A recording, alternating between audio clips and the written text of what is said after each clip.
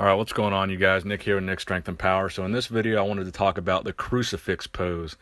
Now, obviously, the Crucifix Pose was inspired by Jesus on a cross, aka a crucifix.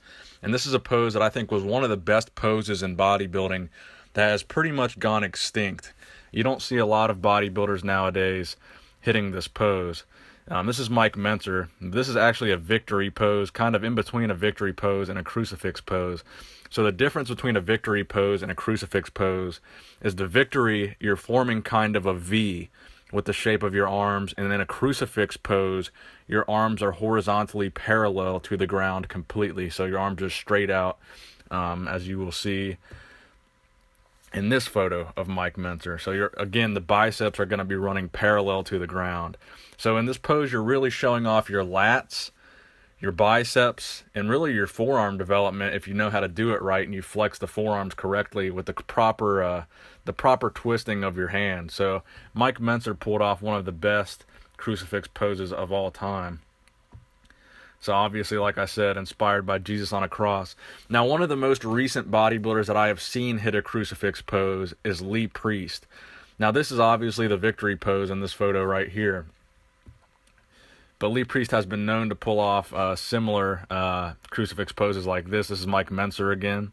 I think I've got a picture of Lee in here hitting the crucifix pose. This is Mike Mentzer yet again. Obviously, he had one of the most famous crucifix poses. This is a little blurry, but that's Lee hitting the crucifix pose. Here's Franco Columbu hitting the crucifix pose. Now, you would think that Arnold actually had one of the best crucifix poses of all time because of the size of his biceps, but actually it wasn't that impressive if you look at Mike Mentzer's and other guys who are more conditioned. I think their crucifix poses looked a little bit better than Arnold, so I actually don't think he had the best crucifix pose. So this is Paul Dillette, I believe. You can't really see his face, but I'm pretty sure that's Paul Dillette. He also was known for having a great crucifix pose. Just the sheer size of his biceps and the size of his lats made him have a crazy crucifix pose. I think he could have done a little bit better job flexing his forearms, though.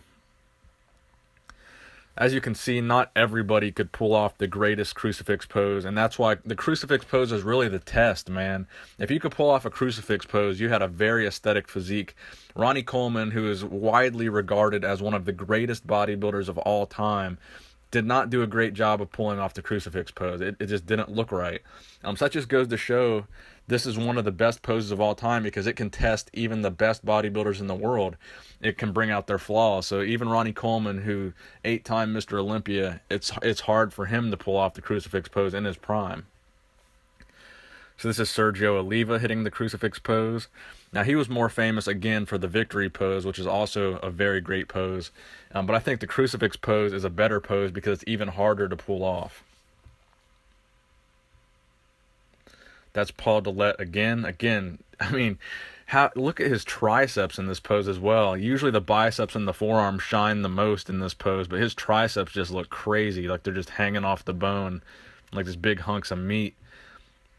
Mike Mentzer again. And finally, we have Lee Haney. Now, Lee Haney, one of the best Mr. Olympias of all time, just like Ronnie Coleman.